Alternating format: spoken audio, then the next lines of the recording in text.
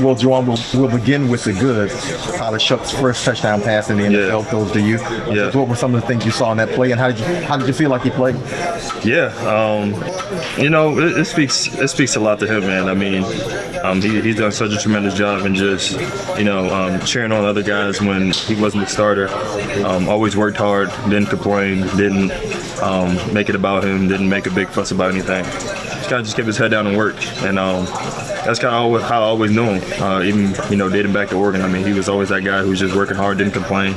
It was always always a joy to be around. So it's good to see that he's still that way. And so just going in and seeing his first touchdowns is kind of like his journey through Oregon, Louisville, Texas Tech, and to here. I mean, it's a true testament of courage, his bravery, just doing what he's done. Ups and downs, injuries, all of that. It's a true testament of what he's done. So I'm just glad he got his first touchdown. He got many more to go. We saw another flash from this offense. That was a nice touchdown drive you guys put together before halftime.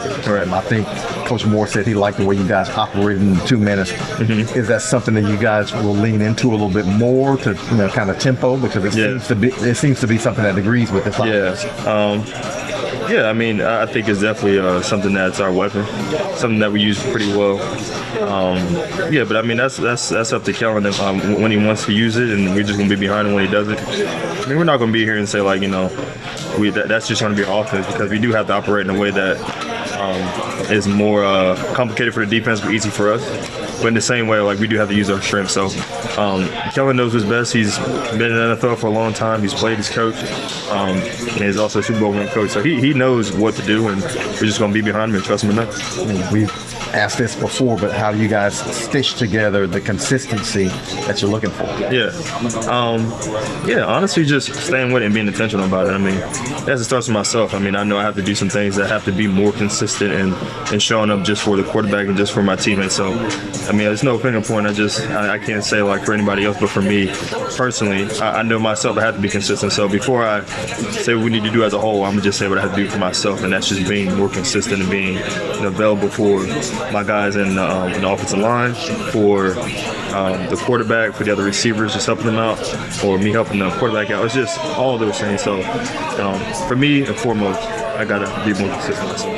I won't say the intensity ramps up, because every week is difficult, but it is a divisional opponent. Right. Does that kind of take a little bit more attention? Well, yeah. You definitely ramp it up a little bit just because it's a divisional game, and it's, in many ways, we know that they don't like us, and the same goes for them. I mean, that's just how every division opponent, no matter if it's Atlanta, Tampa, Carolina, it's all the same. They've been playing really good ball. I mean, you just got to be honest with you. They've been playing well. I think the biggest thing is just we know how to beat them, just because that they've been beaten before. They're an undefeated team. We know how to beat them. So honestly, we just got to execute what's been the blueprint in beating them. We know they have they run their zone. We know that they have a guy outside J.C. Horn who's been playing really good ball. So yeah, just doing what we need to do to make plays and make it happen. You talked about Tyler's connection with you and of course the touchdown, but how do you feel like he operated the offense as a whole yesterday? Yeah, he operated pretty great. I mean, the thing is he was also competing for the starting job, so it's not like he didn't know the offense at all. I mean, we spent the whole training camp with him and Spencer, so he conducted it like it was no different from Spencer being in there or anybody else being in there. I think it was pretty good that he went in there. There was no miscommunication. We went in there. We did what we had to do. We just didn't score enough points and we didn't execute enough. And that's just that's on us. I mean, that's the biggest thing. But at the end of the day, he moved the ball methodically, made great decisions, and he played as well as he could play. You talked about stringing together consistency, but what does finding this team's identity look like? Is it because there's so much newness to the offense? How does it look?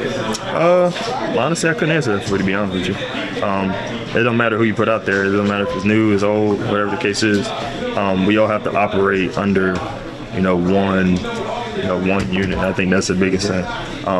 Because the thing is the record doesn't care who's out there. The people who try to get us into the playoffs, or the ownership doesn't care who is out there. They just care about the wins and the loss columns. So we just have to figure out a way to put more wins in one column and just holding ourselves accountable, just being better. Like, there's no panic.